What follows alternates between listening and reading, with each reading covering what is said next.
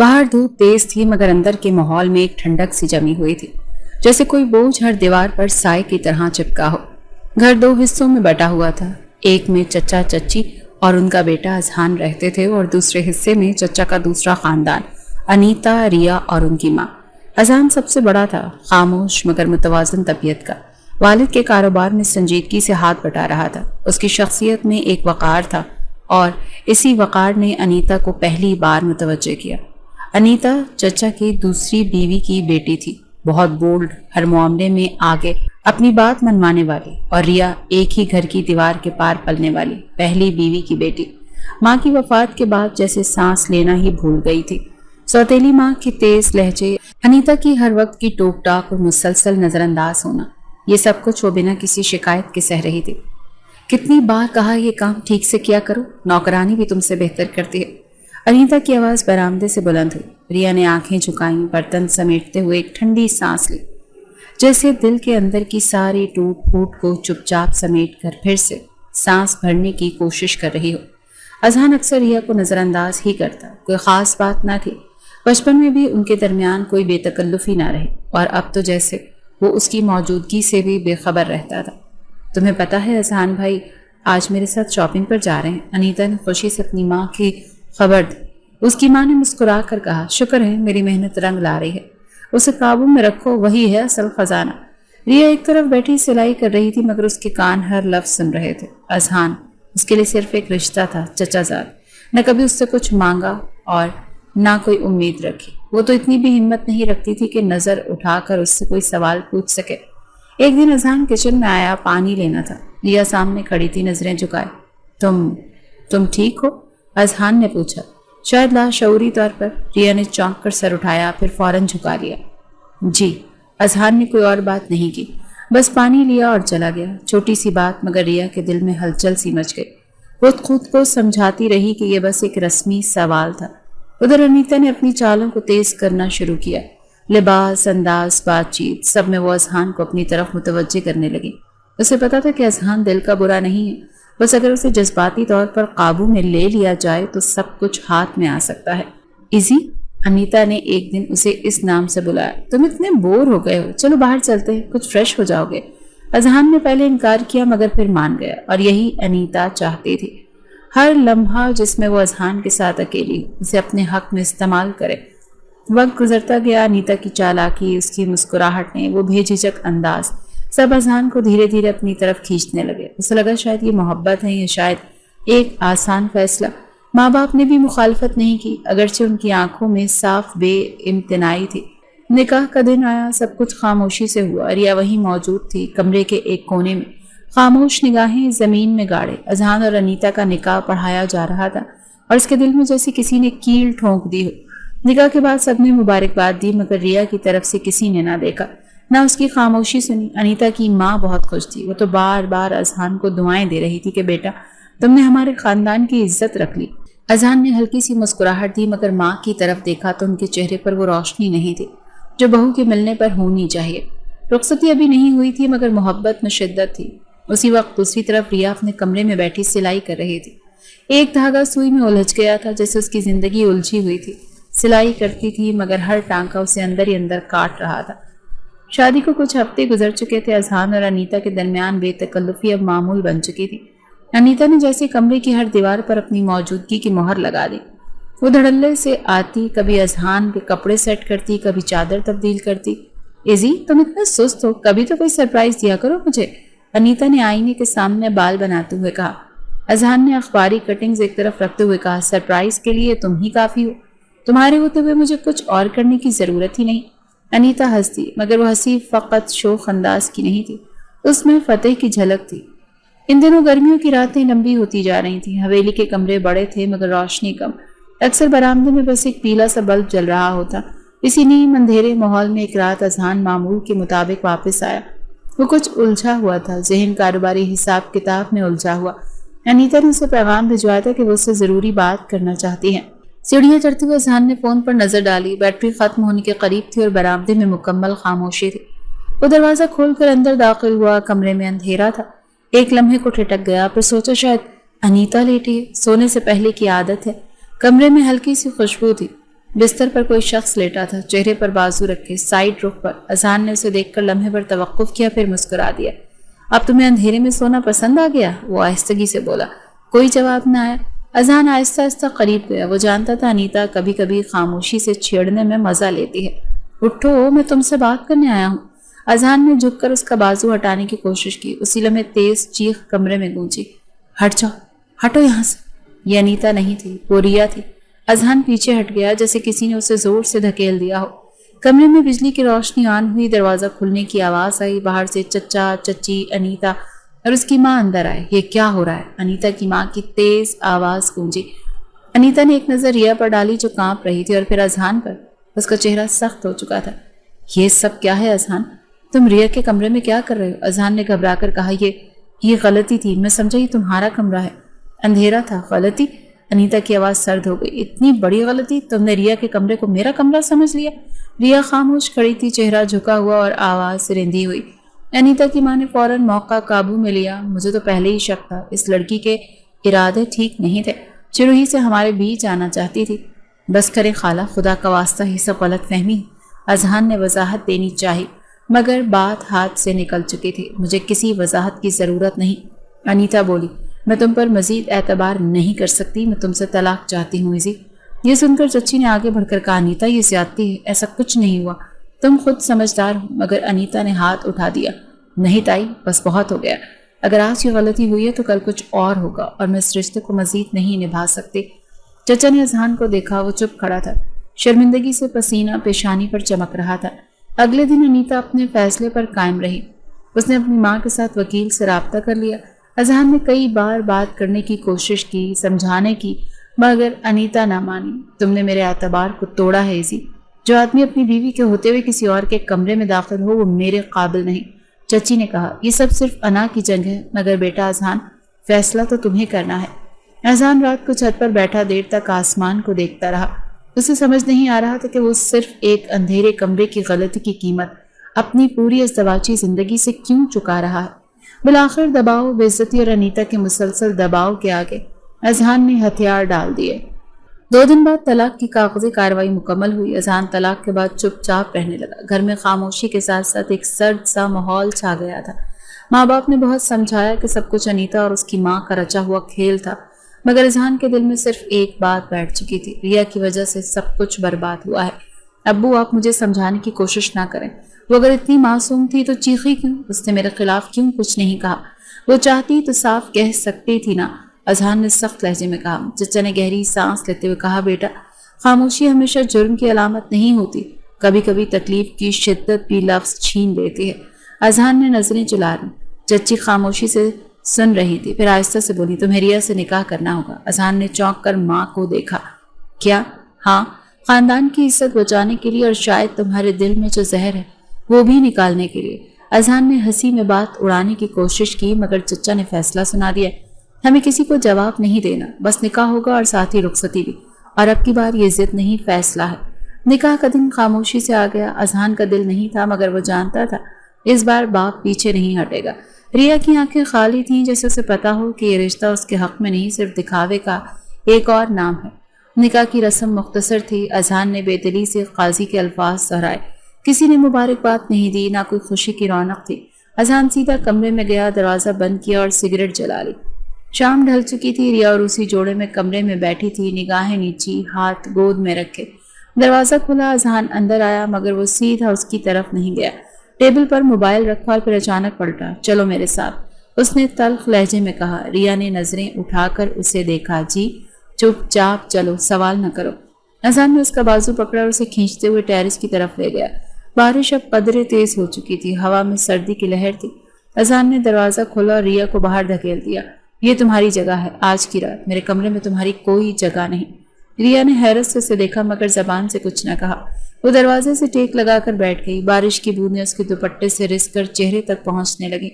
کپڑے گیلے ہو رہے تھے، مگر وہ ہلی نہیں، آنکھیں بند کی اور سانس لینا جاری رکھا۔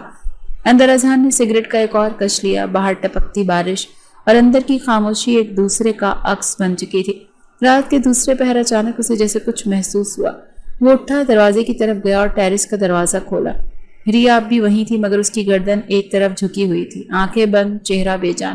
ریا؟ اذہان نے قریب جا کر اسے ہلایا۔ ریا؟ کوئی جواب نہ آیا۔ اس کے ہاتھ ٹھنڈے ہو چکے تھے۔ اذہان نے جھک کر اسے باہوں میں اٹھایا اور اندر لے آیا۔ اماں! وہ چلایا۔ امی! ریا بے ہوش ہو گئی ہے۔ چچی کمرے میں آئی، ریا کو دیکھتے ہی سمجھ گئیں کہ کچھ زیادہ دیر ہو چکی ہے۔ تم نے کیا کیا ہے اس کے ساتھ؟ انہوں نے غصے سے پوچھا۔ اذہان کچھ نہ بولا، وہ بس ریا کو کمبل میں لپیٹ رہا تھا۔ گرم پانی کا پیالہ لے آیا، چچی دوائیں لے آئیں۔ ریا تپ رہی تھی، بخار نے اس کے نازک وجود کو گھیر لیا تھا۔ ساری رات اذہان جاگتا رہا، ریا کی پیشانی پر گیلا کپڑا رکھتا، پانی پلاتا، مگر ایک پل کے لیے بھی سکون نہ آیا۔ وہ یہ سوچتا رہا کہ کیا یہ نکاح واقعی صرف سزا بن کر آیا ہے یا قسمت نے اس کے ہاتھوں میں کچھ اور لکھ دیا ہے۔ ریا اب ہوش میں آ چکی تھی، مگر کمزوری ابھی باقی تھی۔ اذہان اپنے آفس جانے سے پہلے اس کے لیے دوائی اور سوپ رکھ جاتا، بغیر کچھ کہے۔ تیمارداری کا عمل جاری تھا، مگر اس میں کسی جذبے کی جھلک نہ تھی۔ دوائی وقت پر لے لینا، وہ روزانہ کی طرح دروازے سے نکلتے ہوئے کہتا، اور کمرہ صاف رکھنا، مجھے گند برداشت نہیں۔ ریا سر ہلا دیتی یا آہستہ سے جی کہہ دیتی، اور پھر خاموشی سے بستر پر لیٹ جاتی۔ چچی کبھی کبھار آ جاتی، اس کا حال پوچھتی، کچھ وقت گزار کر واپس چلی جاتی۔ اذہان ان دنوں گھر میں کم وقت گزارتا، مگر جب بھی آتا اس کے چہرے پر ہمیشہ ایک تھکن اور تلخی کا امتزاج ہوتا تھا۔ ایک شام وہ گھر آیا تو ریا کمرے میں جھاڑو لگا رہی تھی۔ اذہان نے دروازہ کھولا، جوتے اتارتے ہوئے نظر اس پر پڑی۔ یہ کیا حال بنا رکھا ہے؟ تم بیمار ہو یا ڈرامہ کر رہی ہو؟ صفائی بھی نہیں آتی؟ اس نے خفگی سے کہا۔ ریا نے کوئی جواب نہ دیا، بس جھاڑو رکھ کر خاموشی سے ایک طرف ہو گئی۔ میری شرٹس کہاں رکھ دی ہیں؟ وہ نیلا والا سوٹ کہاں گیا؟ کپڑوں میں، الماری کے دوسرے خانے میں۔ ریا کی آواز مدھم تھی۔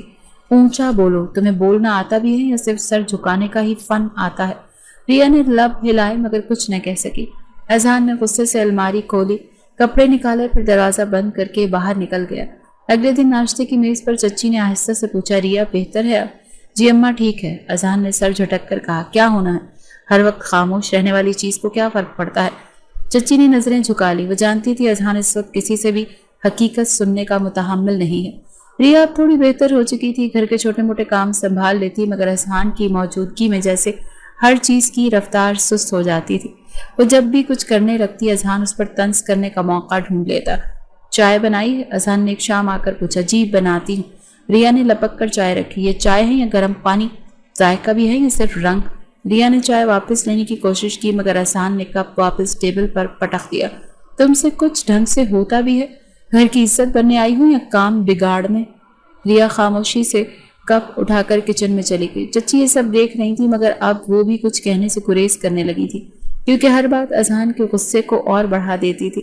ایک رات اذہان دیر سے واپس آیا، دروازہ زور سے بند کیا، جوتے پھینکے اور کمرے میں آیا تو ریا نیند میں تھی، روشنی مدھم تھی، کمرے میں سکون۔ یہ کیا آرام ہے؟ کام ختم ہو گیا سب؟ اذہان نے زور سے کہا۔ ریا چونک کر اٹھ بیٹھی۔ جی معاف کیجیے گا، مجھے نیند آ گئی تھی۔ نیند؟ تم تو جیسے بیمار ہو کر شہزادی بن گئی ہو۔ کھانے کے برتن دھلے، باہر کے پردے اتارے؟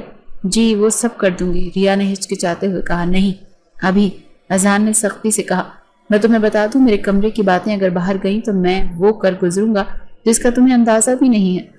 ریا نے آہستگی سے سر ہلایا۔ اذہان کو جیسے یقین نہ آیا، وہ قریب آ کر بولا، سمجھی تم؟ یہ سب یہاں ہی دفن رہے گا۔ ریا کی آنکھیں بھیگ گئیں، مگر وہ کچھ نہیں بولی۔ وہ جانتی تھی کچھ بھی کہنا مزید ذلت کا سبب بنے گا۔ صبح کے وقت اذہان ناشتے کی میز پر بیٹھا اخبار پڑھ رہا تھا۔ ریا نے ناشتہ رکھا تو وہ بولا، اچھا ہے، کم از کم ناشتے میں نمک تو ٹھیک رکھا، لیکن ہاں کھچڑی کی طرح مت بولو، لوگوں کو لگے گا میں گونگی سے شادی کر بیٹھا ہوں۔ چچی نے کڑک کر اذہان کو کہا۔ اتنی نفرت ہے تو صاف کہہ دو، بیچاری کو روز تانوں کی کیا ضرورت ہے؟ اذہان نے اخبار ایک طرف رکھا۔ میں کوئی جھوٹی محبت نہیں دکھا رہا جیسے اکثر لوگ دکھاتے ہیں، سچ یہی کہ رشتہ میرے لیے مجبوری ہے اور میں مجبوری سے جذبات نہیں رکھتا۔ ریا نے پلیٹ اٹھانی اور خاموشی سے اندر چلی گئی۔ اس کے قدموں میں بھی کوئی زندگی نہیں تھی، جسے صرف فرض ادا کرنے آتی ہے اور پھر واپس سناٹے میں لوٹ جاتی ہے۔ اس دن شام ڈھل چکی تھی، بازار کی روشنیاں چمک رہی تھیں۔ اذہان ایک دوست کے ساتھ ریسٹورانٹ گیا تھا، بزنس میٹنگ کی بات تھی۔ ویٹر اسے اندر لے گیا۔ ہال میں نظر دوڑاتے ہوئے اچانک اس کی نگاہ ایک کونے کے میز پر جا ٹھہری۔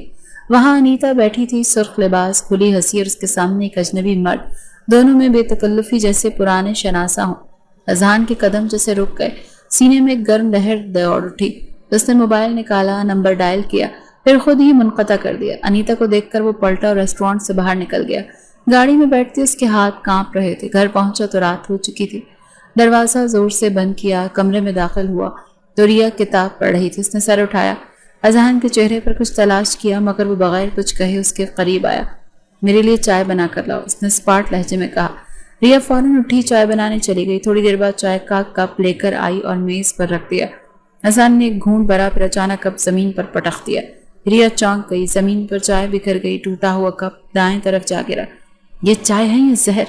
کچھ ڈھنگ سے کرنا نہیں آتا تمہیں، اذہان نے غصے سے کہا۔ ریا نے کچھ کہنا چاہا مگر الفاظ لبوں تک آ کر رک گئے۔ آنکھوں میں نمی آ گئی۔ اور چہرہ کیوں لٹکا ہوا ہے؟ جیسے تمہاری غلطی پر میں معافی مانگوں۔ اذہان کی آواز بلند ہو گئی۔ پھر ایک لمحے میں ہاتھ اٹھا اور ریا کے گال پر تھپڑ پڑا، جیسے وہ تھم گئے۔ ریا نے سر جھکا لیا، ہاتھ چہرے پر رکھا، آنکھوں میں آنسو چمکنے لگے مگر وہ کچھ نہ بولی۔ اذہان پلٹ کر کھڑکی کے پاس جا کر کھڑا ہوا۔ باہر اندھیری رات پھیلی ہوئی تھی۔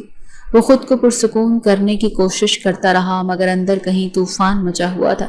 اگلی صبح ریا کچن میں ناشتہ تیار کر رہی تھی۔ چچی اندر آئیں۔ بیٹا، گال پر کیا ہوا؟ ریا نے جلدی سے دوپٹہ کھینچ کر گال ڈھانپ لیا۔ کچن میں ہاتھ لگ گیا تھا۔ چچی نے کچھ کہنا چاہا مگر ریا نے آنکھوں سے منع کر دیا۔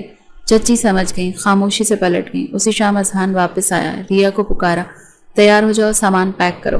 ریا حیران ہوئی، کہاں جانا ہے؟ سوال نہیں، صرف عمل کرو۔ ریا نے سادہ سے 2-3 جوڑے بیگ میں رکھے۔ چچی نے پوچھا تو اذہان نے کہا، بزنس میٹنگ ہے، کچھ دن کے لیے دوسرے شہر جا رہا ہوں، ریا ساتھ جائے گی۔ چچی نے اس بات میں سر ہلا دیا مگر ان کے چہرے پر تشویش واضح تھی۔ راستے میں اذہان نے کوئی بات نہیں کی۔ ریا خاموشی سے کھڑکی سے باہر دیکھتی رہی۔ وہ شہر چھوٹتا جا رہا تھا، راستے لمبے ہوتے جا رہے تھے۔ شہر کے ایک سنسان کونے میں 1-2 کمروں کا اپارٹمنٹ تھا، سادہ، تنہا اور دنیا سے الگ۔ یہاں اترو، اذہان نے کار روک کر کہا۔ ریا نے خاموشی سے بیگ اٹھایا اور پیچھے چلی۔ اپارٹمنٹ کے اندر فرنیچر کم تھا لیکن ضروری اشیاء موجود تھیں۔ یہی ہے تمہارا نیا گھر، یہاں ہم دونوں؟ ریا کی آواز لرز گئی۔ ہم دونوں؟ اذہان نے طنزیہ مسکراہٹ کے ساتھ کہا، نہیں، تم اور تمہاری خاموشی، اور میں جب چاہوں جہاں چاہوں۔ ریا نے نظر جھکا لی۔ دن کا آغاز کھڑکی سے باہر دیکھنے سے ہوتا اور اختتام اذہان کی آواز پر ہوتا، کبھی غصے سے بھری، کبھی حکم دینے والی، کبھی طنز میں لپٹی۔ فون کی گھنٹی بجتی تو اذہان کال اٹھاتا اور ریا کے ہاتھ میں تھما دیتا، جو کہوں وہی بولنا۔ ایک دن چچی کی کال آئی، اذہان نے فوراً ریا کو دیا۔ کیسی ہو بیٹا؟ ریا نے ہونٹ سختی سے بھینچ لیے۔ پھر اذہان نے آنکھوں میں آنکھیں ڈالے بغیر بولی، جی تائی امی، بالکل خیریت سے، اذہان بہت خیال رکھتے ہیں۔ اذہان نے سر ہلایا، مطمئن ہوا اور فون واپس لے لیا۔ دن کا آغاز اب خاموشی سے نہیں، حکم سے ہوتا تھا۔ دروازہ کھولو، صفائی کرو، شام تک باتھ روم چمکتا نظر آنا چاہیے۔ اذہان نے دروازہ کھولتے ہی کہا۔ ریا خاموشی سے اٹھی، آنکھوں میں نیند ابھی باقی تھی مگر چہرے پر بیزاری کا شائبہ تک نہ تھا۔ وہ جانتی تھی کہ کسی بات پر رد عمل دینا ایک نئی آفت کو دعوت دینا ہے۔ اپارٹمنٹ اب اذہان کے لیے تفریح گاہ بن چکا تھا۔ وہ باہر سے دوستوں کو لے آتا، مہمانوں کے لیے ریا کھانا بناتی، صفائیاں کرتی، پھر خاموشی سے کسی کونے میں بیٹھ جاتی۔ ایک دن دوپہر کے وقت دروازہ کھلا اور ایک خوش شکل لڑکی اندر داخل ہوئی۔ لمبے بال، چمکتی مسکراہٹ، مغربی لباس۔ اذہان پیچھے تھا، اس کے ہاتھ میں کولڈ ڈرنک کی بوتل تھی۔ ریا، اس کے لیے پاستا بناؤ اور چائے بھی، اور ہاں، روم صاف کرو، مہمان آئے ہیں۔ ریا نے مختصر جی میں جواب دیا اور کچن کی طرف بڑھ گئی۔ لڑکی اندر کمرے میں چلی گئی، دروازہ بند ہوا۔ ریا چائے تیار کر رہی تھی، تبھی اندر سے ہنسی کی آواز آئی، ایزی، تم بہت بدل گئے ہو، پہلے اتنے سنجیدہ ہوتے تھے۔ لڑکی کی آواز واضح تھی۔ ریا نے چائے کے کپ ٹرے میں رکھے اور ہاتھ میں تھام کر کمرے کے دروازے تک پہنچی۔ ہلکا سا دروازہ کھولا، اندر نظر ڈالی۔ اذہان بیڈ پر نیند دراز تھا، لڑکی اس کے قریب بیٹھی تھی۔ رکھ دو میز پر اور نکل جاؤ، اذہان نے ریا کو دیکھ کر کہا۔ ریا نے سر جھکایا، ٹرے رکھی اور خاموشی سے واپس پلٹ گئی۔ اسی شام اذہان نے صوفے پر بیٹھتے ہوئے ٹی وی آن کیا اور ریا کو پکارا، کیا بنایا ہے کھانے میں؟ آلو گوشت۔ آج کل ہر تیسرے دن آلو گوشت کیوں؟ تمہارے دماغ میں کچھ نیا نہیں آتا؟ ریا نے دھیرے سے کہا، جو کچھ رکھا ہے وہی بنایا ہے، تو باہر جا کر لے آتی کچھ، یا میں ہر چیز تمہیں لا کر دوں؟ اذہان نے گلاس ٹیبل پر پٹخ دیا۔ ریا چپ رہی، پلیٹ واپس لے گئی۔ ایک دن ریا نے کھڑکی سے باہر جھانکا، گلی میں بچے کھیل رہے تھے۔ ہنسی کی آواز آئی تو اس کا دل چاہا بس چند لمحوں کے لیے نیچے جا کر وہ معصوم شور سن لے، مگر دروازہ اندر سے بند تھا۔ چابیاں ہمیشہ اذہان کے پاس ہوتی تھیں۔ اگلی رات جب اذہان واپس آیا، اس کے ساتھ ایک نئی لڑکی تھی۔ اس بار اس نے کچن میں ہی روک دیا، ریا، ان کے سامنے کوئی اونچی آواز نہ نکالنا، تم بس نوکرانی ہو، سمجھی؟ ریا نے اس بات میں سر ہلایا۔ اس کے چہرے پر کوئی تبدیلی نہ تھی، نہ حیرانی، نہ افسوس اور نہ بے بسی۔ لڑکی نے ریا کو اوپر سے نیچے تک دیکھا۔ یہ تمہاری ہاؤس کیپر ہے؟ اذہان نے ہنستے ہوئے کہا ہاں تھوڑی چپ رہتی ہے مگر کام اچھا کرتی ہے. لڑکی ہنسی. چلو اچھا ہے, مجھے بولنے والی نوکرانیاں پسند نہیں. ریا نے وہ رات پھر کچن میں بیٹھ کر گزاری. صبح جب اذہان بیدار ہوا ریا ناشتہ بنا چکی تھی. اس نے چائے رکھی اور کمرے سے باہر چلی گئی. اذہان نے کپ اٹھایا, ایک گھونٹ بھرا, پھر لمحے بھر کو رک گیا. چائے میں نمک تھا. وہ اٹھا کچن کی طرف گیا مگر ریا وہیں بیٹھی تھی, ہاتھ میں چھوٹا سا قرآن پاک اور آنکھیں جھکی ہوئی. چائے میں نمک کیوں تھا؟ اذہان نے سخت لہجے میں پوچھا. ریا نے قرآن بند کیا, آہستگی سے بولی غلطی ہو گئی. اذہان نے غور سے اسے دیکھا پھر پلٹ گیا. اس کے قدموں کی چاپ سنائی دیتی رہی یہاں تک کہ دروازہ بند ہونے کی آواز آئی. ریا نے دوبارہ قرآن کھولا اور پڑھنا شروع کر دیا. ایک نئی قید کا دن وہی پرانا سکوت لے کر پھر سے شروع ہو گیا. اپارٹمنٹ کی گھڑی رات کے 2 بجا رہی تھی. کمرے میں نیم اندھیرا تھا. اذہان صوفے پر لیٹا اپنی پیشانی پر ہاتھ رکھ کے تیز سانسیں لے رہا تھا. جسم میں کپ کپی دوڑ رہی تھی. بخار آہستہ آہستہ پورے بدن کو لپیٹ چکا تھا. دوپٹہ اوڑھے کمرے کی دہلیز پر بیٹھی ریا کے اس سکتے انداز کو دیکھ رہی تھی. دروازہ بند کرو, ٹھنڈ لگ رہی ہے, اذہان نے بمشکل کہا. ریا اٹھی, خاموشی سے دروازہ بند کیا, ہیٹر آن کیا, پھر کچن کی طرف بڑھ گئی. پانی گرم کر کے پیالے میں لائی, کپڑا بھگو کر اذہان کی پیشانی پر رکھا. اذہان نے ایک جھٹکے سے اس کا ہاتھ پرے کیا. چھوڑو, مجھے تمہاری ضرورت نہیں. ریا پیچھے ہٹی لیکن پیالہ وہیں رکھا. کچھ لمحے بعد وہ دوبارہ قریب آئی, کپڑا بدلا. اس بار بھی اذہان نے اسے گھورا مگر کچھ نہ کہا. دوائی دے دو, ریا نے آہستہ سے پوچھا. ہاں دے دو, مگر مجھ سے دور رہنا. ریا نے گولی پانی کے ساتھ دی. اس کے سرہانے بیٹھ گئی. کتنی بار کہا ہے مجھ سے فاصلے پر رہا کر, تیمارداری کرنے کا ڈرامہ مت کرو. میں مر بھی گیا تو تمہیں کچھ نہیں ملنے والا. اذہان کی آواز بھاری ہو چکی تھی. ریا نے کچھ نہیں کہا, بس ہاتھ میں کمبل تھامے اسے پاؤں سے ڈھانپنے لگی. کچھ لمحے وہ خاموش بیٹھا رہا, پھر بولا تمہیں کچھ محسوس ہوتا ہے؟ درد, غصہ, نفرت, کچھ بھی؟ یا تم واقعی پتھر ہو؟ ریا کی نظریں نیچی رہیں. وہ اس کی باتوں کا جواب دینا نہیں چاہتی تھی. کئی دنوں سے وہ محسوس کر رہا تھا کہ اس کی باتیں ریا پر اب اثر کرنا چھوڑ چکی ہیں. جیسے وہ سن تو رہی ہے مگر اندر کچھ بھی حرکت نہیں کر رہا. بولو نا, چپ کیوں ہو؟ ہر وقت چیخو, چلاؤ, الزام لگاؤ. تم بھی تو انسان ہو, کچھ تو کہو. ریا نے صرف اتنا کہا, آپ آرام کریں.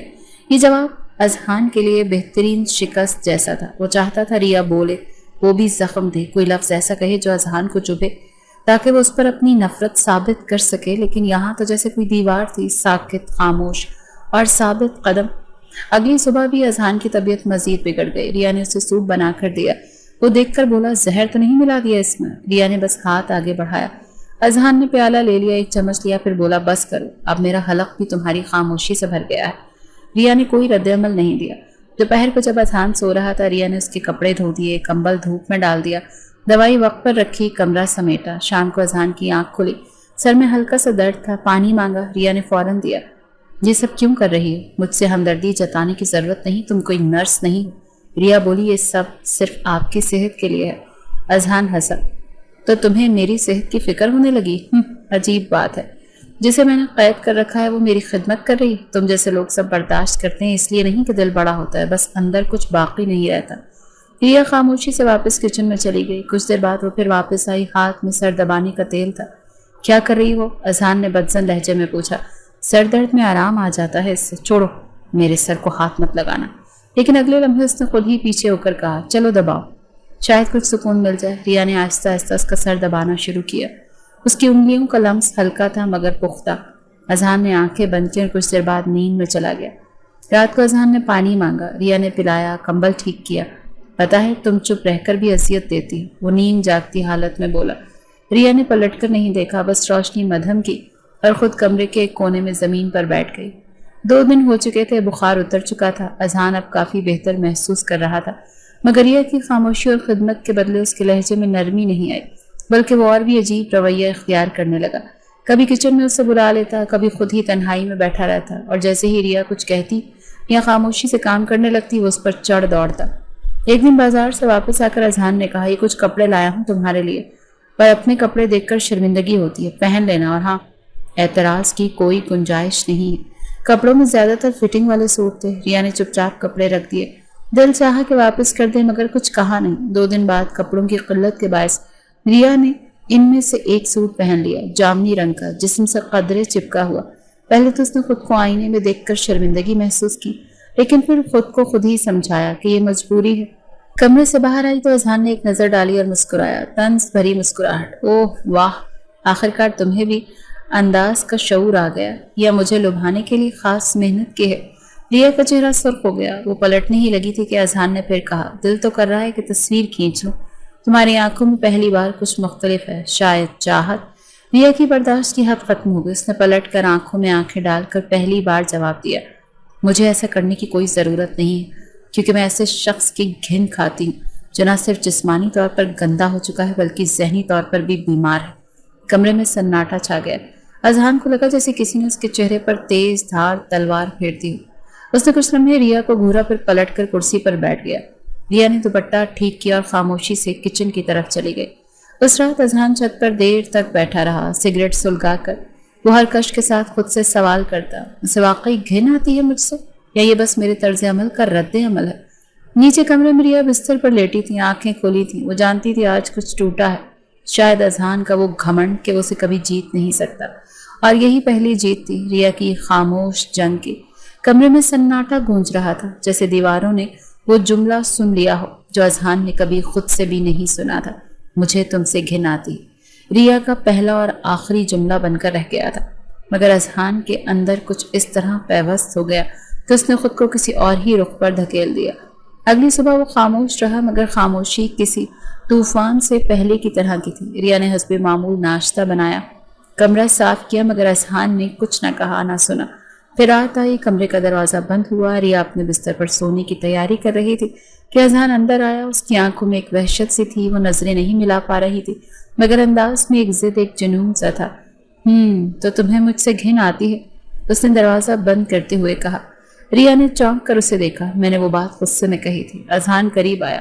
اب تم جتنا چاہو صفائیاں دو، دیر ہو چکی ہے، اب میں دیکھتا ہوں کہ تم کب تک مجھ سے گھن کھاتی رہتی ہو۔ ریا پیچھے ہٹنے لگی، لیکن اذہان نے بازو پکڑ کر کھینچ لیا۔ اس رات کے بعد بہت کچھ بدل گیا۔ ریا کی آنکھوں میں خوف اتر آیا تھا۔ وہ مزاحمت کرتی تو اذہان اور مشتعل ہو جاتا، وہ بولتی تو طعنہ سنتی، چپ رہتی تو وحشت سہتی۔ دن بھر معمول کے کام اور رات ایک اذیت ناک مرحلہ۔ ایک ہفتے میں ریا کا چہرہ مرجھا گیا، کمرے کی کھڑکی سے باہر جھانکنے کا بھی دل نہیں کرتا تھا۔ اذہان ہر دن نئے غصے کے ساتھ آتا، کسی بات پر الجھتا اور پھر اپنا غصہ نکال کر پرسکون ہو جاتا۔ تمہیں کیا لگتا ہے میں تمہیں چھوڑ دوں گا؟ وہ ایک رات بولا، نہیں، تمہیں وہی ملے گا جو تم نے میرے ساتھ کیا۔ ریا نے نظریں جھکا لی۔ ایک دن اس نے بات کرنے کی کوشش کی، مجھے واپس جانے دے، میں کسی کو کچھ نہیں کہوں گی۔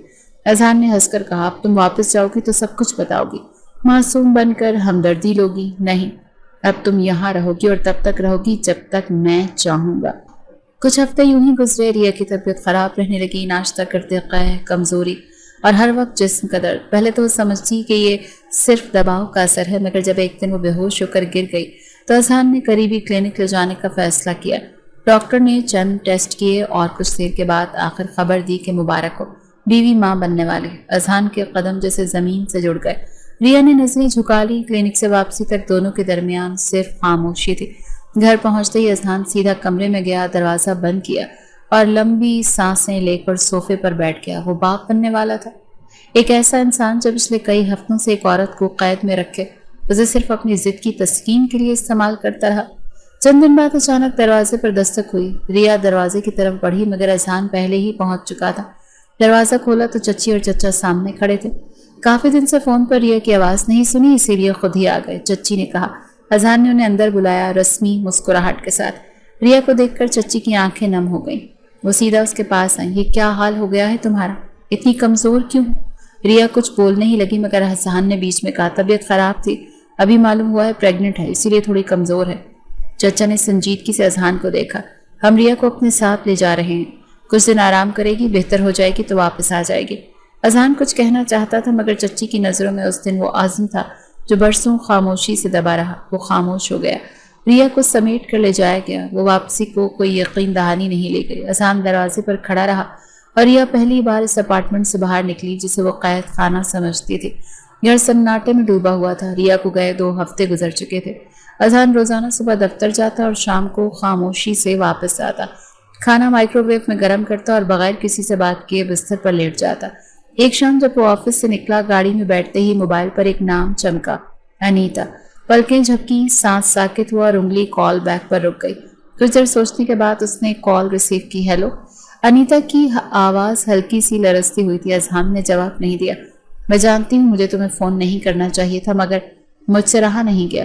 چند لمحے کی خاموشی کے بعد انیتا کی آواز دوبارہ ابھری، سی تمہیں چھوڑنا میری سب سے بڑی غلطی تھی۔ میں نے سوچا تھا سب بھول جاؤں گی، نئی زندگی شروع ہو جائے گی، مگر دل ہی نہیں مانا۔ اذان نے ہنکارا بھرا، اور تمہارے شوہر کو کب پتہ چلا کہ تمہارا دل اب بھی میرے پاس ہے؟ جب اس نے میرا فون دیکھا، جب اسے یہ سمجھ آیا کہ میں تم سے مکمل الگ نہیں ہو پائی، تب وہ غصے میں آ گیا اور طلاق دے دی۔ اذان نے گاڑی سٹارٹ کی، سگریٹ سلکایا اور دھونے کے ساتھ بولا، تو اب تم واپس وہیں آنا چاہتی ہو جہاں سے گئی تھی؟ نہیں ایزی، میں واپس تعلق نہیں مانگ رہی، بس تمہیں یہ بتانے آئی ہوں کہ دل میں آج بھی تم ہو۔ اگر چاہو تو میں انتظار کر سکتی ہوں۔ اس رات اذان نیند نہیں سو پایا، چھت کو تکتے ہوئے دیر تک سوچتا رہا، اور اگلے دن اس نے انیتا کو میسج کیا، بچے کی پیدائش کے بعد سب کچھ ختم ہو جائے گا، میں تم سے وعدہ کرتا ہوں۔ چند دن بعد اس نے والدین کو بٹھا کر کہا، میں نے فیصلہ کر لیا ہے، ریا کو طلاق دے رہا ہوں اور انیتا واپس آئے گی۔ چچی کا چہرہ سرخ ہو گیا۔ کیا کہا تم نے؟ آپ نے سنا، میں صرف اس بچے کے پیدا ہونے کا انتظار کر رہا ہوں، اس کے بعد یہ زبردستی کا رشتہ ختم ہوگا۔ چچا نے غصے سے مٹھیاں بھینچ لیں۔ یہی تھا تمہارا اصل چہرہ؟ تم نے اس بچی کو رلایا، جسمانی اور ذہنی اذیت دی، اور اب جب وہ ماں بننے والی ہے تو تم اسے ٹھوکر دے رہے ہو؟ اذان نے ٹھنڈی آواز میں کہا، میں صرف اس رشتے سے باہر نکل رہا ہوں جس میں کبھی دل سے شامل ہی نہیں تھا۔ چچی آگے بڑھی، اور وہ بچہ؟ وہ کس کا ہے؟ تمہارا ہی ہے نا؟ پھر یہ کیسا انصاف ہے؟ اس کی پرورش آپ لوگ کر لیجئے، میں خرچہ دیتا رہوں گا۔ یہ سن کر چچا کا چہرہ تاریک ہو گیا۔ تم جیسے بیٹے پر افسوس ہے مجھے اذان، آج کے بعد میرے لیے تم مر گئے۔ چچی نے اذان کی آنکھوں میں آنکھیں ڈال کر کہا، اور میں جو ہر بار تمہاری حمایت کرتی تھی، آج ریا کے ساتھ کھڑی ہوں۔ گھر میں ایک عجیب سا سناٹا چھا گیا۔ اذان کے لیے دروازے بند ہو گئے تھے، صرف انیتا کی آواز باقی رہ گئی تھی، جو روز فون پر اسے مستقبل کے خواب بننے لگی تھی۔ ایک دن انیتا نے کہا، میں چاہتی ہوں تم مجھے پھر ویسا ہی چاہو جیسے پہلے چاہتے تھے۔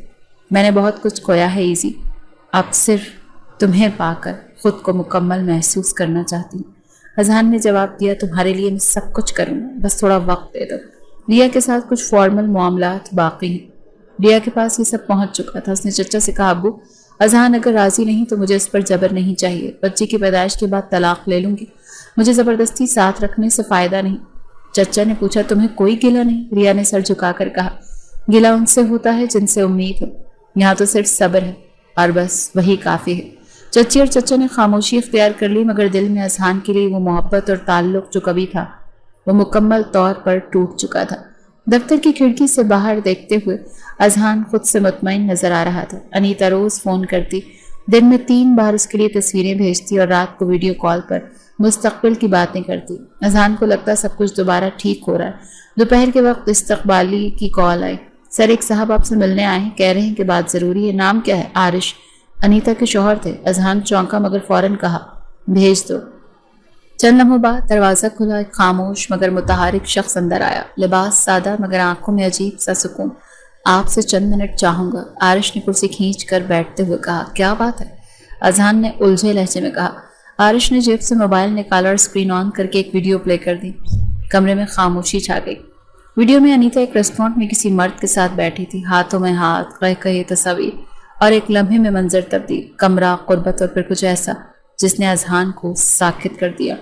یہ سب جھوٹ ہے۔ اذہان نے موبائل پر ہاتھ مارنا چاہا، لیکن عارش نے موبائل پیچھے کھینچ لیا۔